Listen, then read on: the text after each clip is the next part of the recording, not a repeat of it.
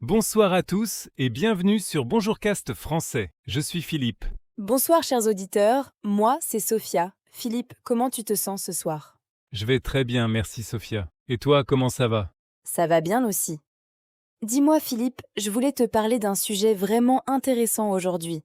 Un sujet qui touche beaucoup de nos auditeurs. Ah oui? Je t'écoute.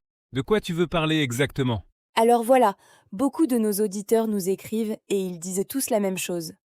Ils ont peur de parler français. Ils sont gênés, embarrassés. Oui, c'est vrai.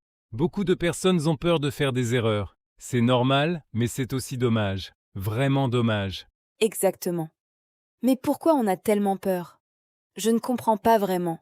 C'est juste une langue, comme l'anglais ou l'espagnol.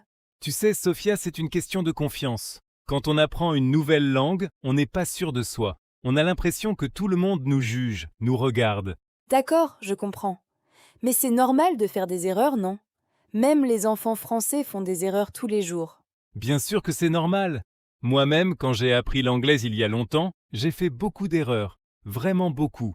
J'étais terrible au début. Vraiment? Raconte-moi une histoire. Qu'est-ce qui s'est passé? J'adore les histoires embarrassantes. Oh là là, j'ai plein d'histoires embarrassantes. Un jour, j'étais dans un restaurant à Londres. C'était un restaurant chic. J'ai voulu commander de l'eau, juste de l'eau simple. Et alors? Qu'est-ce qui s'est passé? Ça semble simple, non? J'ai dit au serveur que je voulais de l'eau, mais j'ai utilisé le mauvais mot.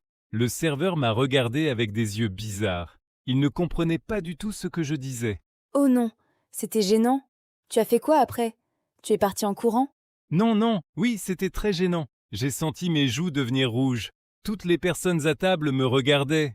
Mais tu sais quoi? Le serveur a compris quand même après quelques secondes. Il m'a apporté mon eau avec un sourire gentil. Il a été vraiment patient. Tu vois, les gens comprennent même quand on fait des erreurs. Ils sont patients et gentils. Chers auditeurs, est-ce que vous avez déjà eu une expérience gênante en parlant français? Racontez-nous dans les commentaires. Nous voulons tout savoir. Oui, s'il vous plaît, partagez vos histoires avec nous. Nous adorons lire vos messages. Chaque histoire est unique et intéressante. Et ça aide les autres aussi. Alors Philippe, pourquoi tu penses que les gens ont vraiment peur de parler? C'est quoi la raison principale selon toi? Je pense que c'est parce qu'on veut être parfait. On ne veut pas avoir l'air stupide devant les autres. On a peur du jugement, du ridicule. On imagine que les gens vont rire de nous. C'est vrai. Mais personne n'est parfait, même les Français font des erreurs en français.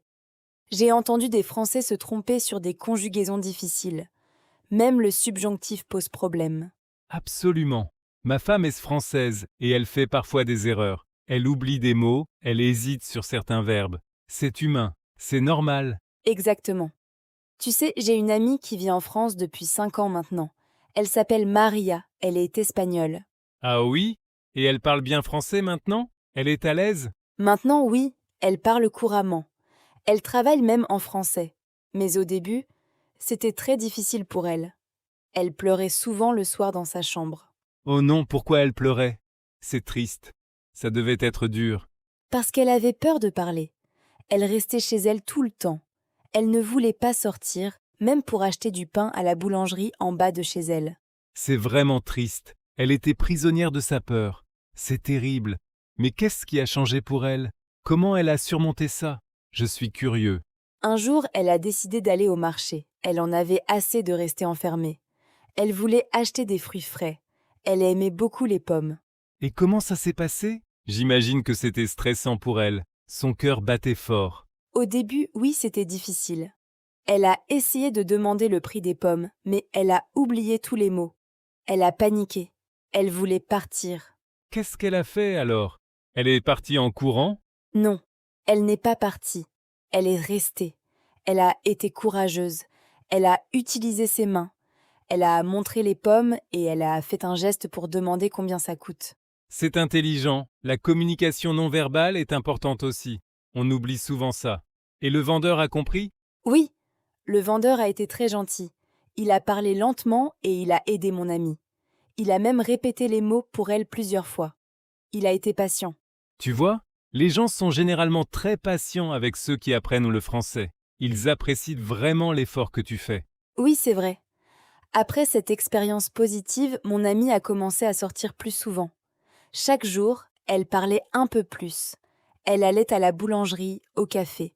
C'est une belle histoire. Petit à petit, elle a gagné confiance en elle. C'est très inspirant pour nos auditeurs. Exactement. Maintenant, elle parle français tous les jours sans problème. Elle a même des amis français proches. Elle sort, elle rit, elle vit normalement. Chers auditeurs, quelle est votre plus grande peur quand vous parlez français? La prononciation? Le vocabulaire? Oui, dites-nous, est-ce que c'est la prononciation, la grammaire compliquée, les verbes irréguliers ou autre chose? Nous voulons comprendre. Philippe, je pense que beaucoup de personnes ont peur de la prononciation française. Les sons sont vraiment différents des autres langues. Tu as complètement raison. Le français a des sons difficiles. Le son R, par exemple, est très difficile pour beaucoup de gens qui apprennent. C'est un son guttural. Oui, le R français est spécial. C'est un son unique qu'on ne trouve pas dans toutes les langues. Mais tu sais, même si ta prononciation n'est pas parfaite, ce n'est pas grave du tout. Vraiment pas. C'est vrai. L'important, c'est de communiquer. Si les gens te comprennent, c'est déjà très bien. C'est le but principal de la langue, non? Communiquer des idées. Exactement. Tu te souviens de Pierre, notre ami canadien qui vit à Paris depuis 10 ans? Oui, bien sûr. Il a un accent québécois très fort, non?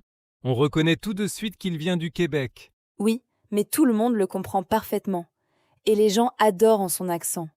Ils trouvent ça charmant, sympathique. Les Parisiens adorent. C'est vrai, son accent le rend unique et intéressant. Ce n'est pas un problème du tout, c'est une qualité. C'est ce qui fait sa personnalité, son charme. Voilà! Chers auditeurs, votre accent vous rend spécial. Ne le cachez pas, soyez fiers de votre accent. C'est votre signature vocale. C'est unique. Absolument. Chaque personne a son propre accent et c'est magnifique. C'est la richesse de notre monde. Imaginez si tout le monde parlait pareil. Alors, parlons d'une autre chose importante. Beaucoup de personnes ont peur de ne pas trouver les mots justes. Ça vous arrive aussi, chers auditeurs? Oui, c'est un problème très courant. Mais tu sais quoi? On peut toujours expliquer avec des mots simples. Il y a toujours une solution. Toujours. Comment ça? Donne-moi un exemple concret pour nos auditeurs. Par exemple, si tu ne connais pas le mot réfrigérateur, tu peux dire la boîte froide pour la nourriture ou le meuble froid de la cuisine. Les gens vont comprendre. Ah, c'est très intelligent. Les gens vont comprendre même si ce n'est pas le mot exact. C'est créatif et efficace. Exactement. L'important, c'est de continuer à parler, même si on cherche ces mots. Ne jamais abandonner la conversation. Continue toujours. Et si vraiment on ne trouve pas le mot, qu'est-ce qu'on peut faire? On reste bloqué? On se tait? Non, on ne reste pas bloqué du tout. On peut demander de l'aide. On peut dire simplement comment on dit ce mot en français. C'est très simple et naturel. Oui, c'est simple. Les gens aiment aider ceux qui apprennent leur langue. Ça leur fait vraiment plaisir. Ça les rend heureux. Absolument. Quand quelqu'un essaie de parler ta langue, tu es content de l'aider, non? C'est naturel, c'est humain. Tu sais, Philippe, je pense qu'on se met trop de pression. On veut parler comme un français natif tout de suite, dès le premier jour. C'est vrai. Mais ce n'est pas réaliste du tout. C'est impossible. Même après des années, on peut garder un accent. Et c'est complètement normal. Et c'est normal. L'accent fait partie de notre identité. C'est notre histoire, notre parcours de vie. Absolument. Regarde Arnold Schwarzenegger. Il parle anglais depuis plus de 40 ans, mais il a toujours son accent autrichien très fort et reconnaissable. Oui, et son accent ne l'a pas empêché de devenir célèbre et de réussir sa vie. Il est acteur, il a été gouverneur de Californie. C'est impressionnant. Exactement. L'accent n'est pas un obstacle au succès. C'est juste une caractéristique. Parfois, c'est même un avantage dans certains domaines. Alors, chers auditeurs, ne vous inquiétez pas de votre accent. Parlez avec confiance et fierté. Votre accent est beau et unique. Oui, et rappelez-vous que chaque fois que vous parlez français, vous progressez. Chaque mot compte, chaque phrase est un progrès. C'est vrai. La pratique est la clé du succès. Plus vous parlez, plus vous vous sentez à l'aise. C'est garanti, c'est mathématique. Et vous savez quoi? Vous pouvez pratiquer partout, pas seulement en classe ou avec un professeur. La vie quotidienne offre 1000 opportunités. Absolument. Vous pouvez parler tout seul à la maison. C'est une excellente pratique. Personne ne vous juge quand vous êtes seul. Oui, ou vous pouvez lire à voix haute des livres, des articles. Ça aide beaucoup pour la prononciation et la fluidité. C'est un exercice formidable. Et vous pouvez aussi chanter des chansons françaises. C'est amusant et utile en même temps. On apprend sans s'en rendre compte. Très bonne idée, Sophia. La musique aide vraiment à mémoriser les mots et les expressions. C'est prouvé scientifiquement par des études. Exactement. Chers auditeurs, quelle est votre chanson française préférée? Édith Piaf? Stromae? Zaz? Partagez dans les commentaires. Nous voulons vraiment savoir. Oui, et peut-être que nous pouvons parler de vos chansons préférées dans un prochain épisode. Ce serait intéressant. Ce serait super. Bon, Philippe, je pense qu'on doit dire quelque chose de très important à nos auditeurs maintenant. Oui, tu as raison. Chers auditeurs, écoutez bien ce que nous allons dire. C'est vraiment très important pour votre apprentissage. Ne laissez jamais la peur vous empêcher de parler français. La peur est normale, c'est humain, mais elle ne doit pas vous arrêter. Elle ne doit pas vous contrôler ou vous paralyser. C'est vrai, chaque personne qui parle plusieurs langues a eu peur au début. Tout le monde passe par là, c'est universel. Absolument. Moi-même, j'avais très peur quand j'ai commencé à apprendre le français il y a quelques années. Je tremblais avant chaque conversation. Mon cœur battait vite. Vraiment? Mais maintenant tu parles très bien, couramment. Qu'est-ce qui a changé pour toi? Comment tu as fait? J'ai accepté mes erreurs.